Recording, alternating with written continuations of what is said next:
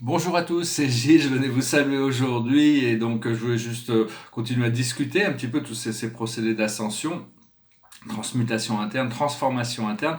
Ce réveil va venir tout d'un coup, hein. C'est vraiment, c'est d'un coup que ça se passe. C'est-à-dire que quand on est prêt, notre présence je suis active des potentiels dans notre conscience qu'on ne pouvait même pas imaginer avant. Mais bon, on est en train de se préparer.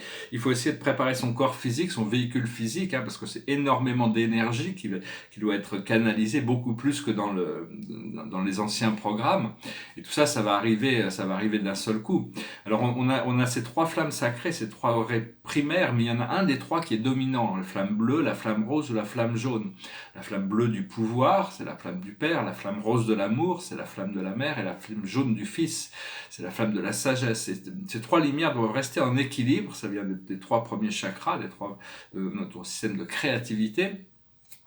Et l'amour et la sagesse, c'est ce qui donne le pouvoir, parce que le pouvoir qui est déconnecté de l'amour et de la sagesse, on voit ce que ça donne dans le monde. Donc il y a une de ces trois lumières qui est dominante en nous de toute manière, parce qu'on a choisi comme ça, mais on doit arriver à les équilibrer pour arriver à activer le spectre des sept chakras, l'arc-en-ciel, le spectre de toutes les des 7 rayons principaux qui nous activent sur le rayon des 12 rayons principaux de la sous-matrice, de la matrice de notre sous-univers, qui après nous permettra d'accéder à d'autres rayons encore. Et chaque rayon de lumière, à l'intérieur de chaque fréquence de lumière, il y a des enseignements, il y a des pouvoirs, il y a des attributs positifs et négatifs. Donc on doit enfin les attributs sont positifs, mais on doit débloquer les blocages qui nous connectent à ces choses pour arriver à découvrir tous ces accès. Et tout ça, c'est en train de s'activer, de manière même inconsciemment, parce que quand on dort ou on est en méditation, on est en train d'apprendre plein de choses qu'on a besoin, qu'on pourrait pas forcément apprendre dans notre état conscient à cause de l'état critique. Donc savoir que quand on dort, on a une double vie, on va dans des écoles de mystère, on va dans des vaisseaux, on va travailler, on fait des choses qui nous apprennent des choses, et donc, ces grandes découvertes, d'ailleurs, sont souvent révélées par des siestes ou quand on se réveille le matin à travers les rêves, les plus grandes révélations, parce que le rêve est un moyen, éventuellement, ça devient un moyen de communication avec notre moi supérieur. Donc, il y a plein de choses qu'on ne peut pas deviner. C'est comme Einstein, s'il n'aurait jamais pu imaginer E égale mc au carré. Hein. C'est quelque chose il est revenu d'une sieste et pouf, il l'avait dans la tête. Et maintenant, après ça, il a fallu qu'il passe par les mathématiques pour démontrer ce que ça voulait dire. Mais enfin, il y a plein de choses qui ont été découvertes grâce au moment du rêve, hein, à travers les rêves. Et, euh, et donc cette grande lumière, elle est reçue par tout le monde, elle est donnée à tout le monde. Et il y a beaucoup de gens qui la rejettent, hein, tout le monde ne l'accepte pas. Et, euh, et donc, tout a besoin d'être ressenti avant d'être manifesté. C'est-à-dire même les choses les plus sombres ont besoin d'être ressenties avant qu'on puisse les dissoudre, qu'on puisse choisir de ne pas en vouloir. Parce que ce qui va se passer, c'est qu'il y a beaucoup de choses très très sombres qui vont se révéler dans l'humanité très bientôt.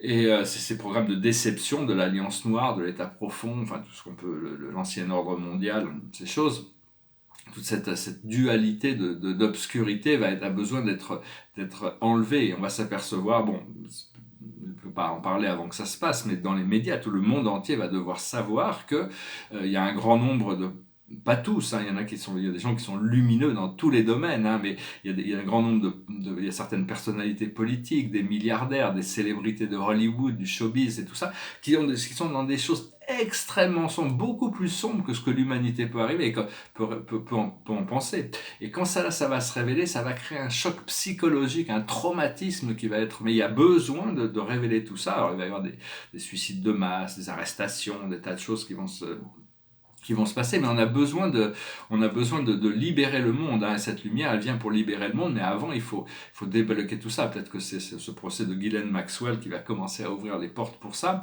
Mais enfin, tout ça, c'est des choses qui sont en train de se passer. Savoir que bon, tous ceux qui travaillent pour la lumière sont vraiment c'est héroïque de travailler pour la lumière dans un moment aussi sombre qu'actuellement. Hein. Tous les travailleurs de lumière vont devenir les leaders du monde futur. Donc c'est pas, mais on sera guidé, assisté par l'esprit dans tous ces procédés. Hein. On n'est pas là on n'est pas là pour le pouvoir ou la domination. On est là juste pour assister. Mais bon, ils vont avoir besoin enfin, je veux dire, le pouvoir de la sagesse, on a besoin d'exercer ce pouvoir et coordonner les volontés collectives vers un plan qui ouvre les portes vers quelque chose de meilleur. Et donc, si vous êtes, tout le monde ne sera pas appelé à devenir les leaders d'une communauté ou d'un pays ou quoi que ce soit, mais bon, c'est arriver à quand même assumer des responsabilités, être prêt, se préparer pour ça. Et, euh, et donc voilà, hein, donc il faut se préparer. Hein, il va y avoir des révélations qui vont sortir dans le monde, plein de gens qui sont adorés, adulés dans la société. On va s'apercevoir qu'ils sont impliqués dans des choses extrêmement, extrêmement satanistes et très, très, très profondément sombres. Et donc il ne faut pas les juger, il faut garder la neutralité. Il faut falloir, mais enfin bon, il y a besoin de faire du ménage, hein, et même à l'intérieur de nous, on doit faire du ménage. La plus haute sagesse pour nous aujourd'hui, c'est la faim et l'alimentation.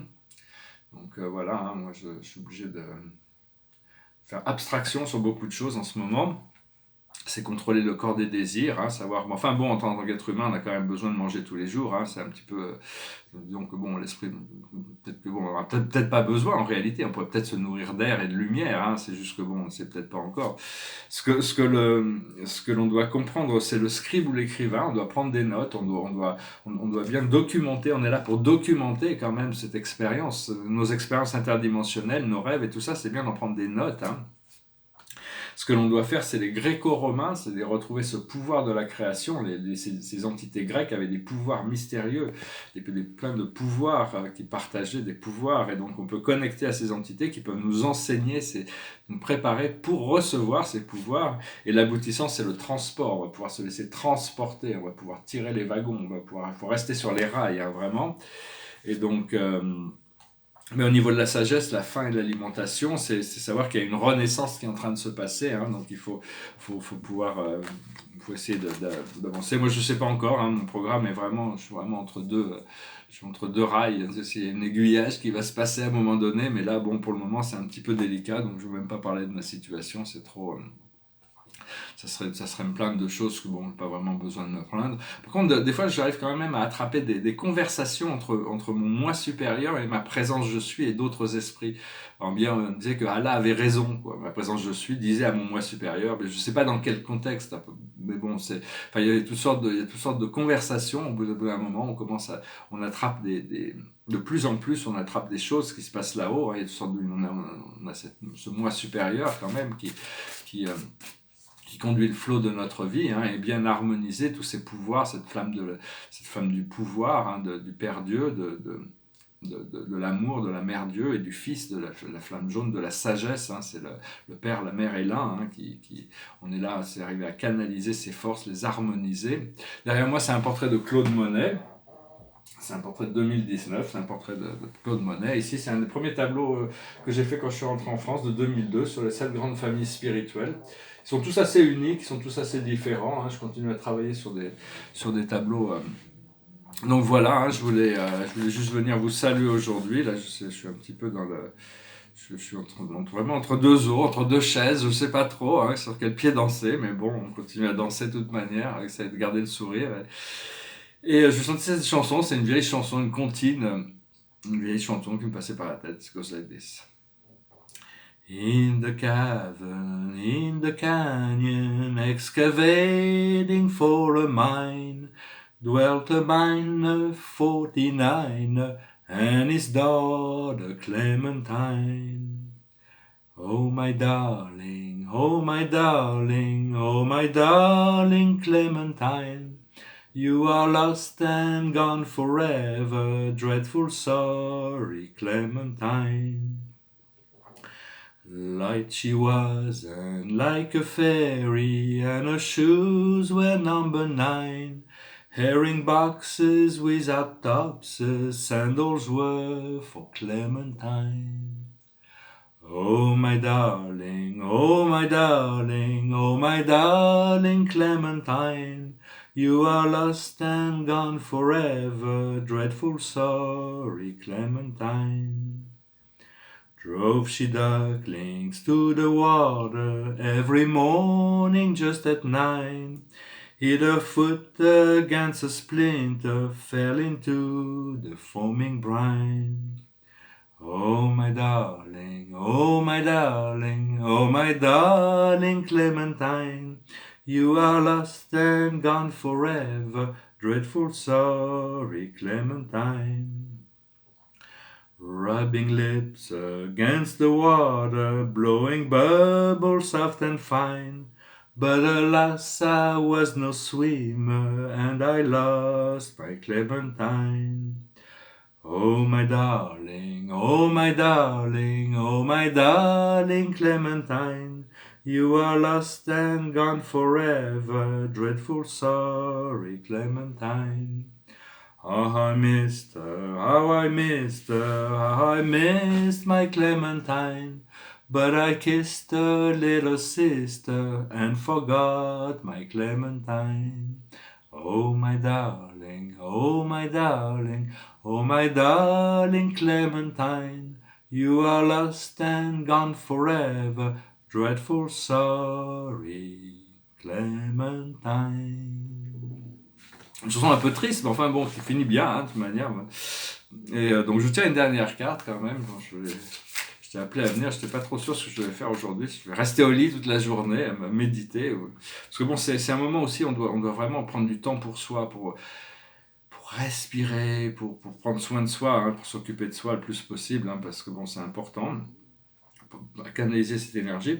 Et la carte de la journée, c'est une longueur d'avance. Donc, c'est vraiment arriver à attirer les bonnes personnes autour de nous pour nous permettre d'être mieux préparés par rapport à tout ce qui arrive, hein, prendre une longueur d'avance, avoir une dimension, un pas d'avance sur les choses, être prêt, hein, vraiment se préparer le mieux possible pour ce qui arrive par rapport à ce que l'on sait, par rapport à ce que l'on a demandé et ce que l'on sait est potentiellement devant nous. Hein. Voilà, je vous remercie, je vous salue et je vous dis à bientôt. Namasté.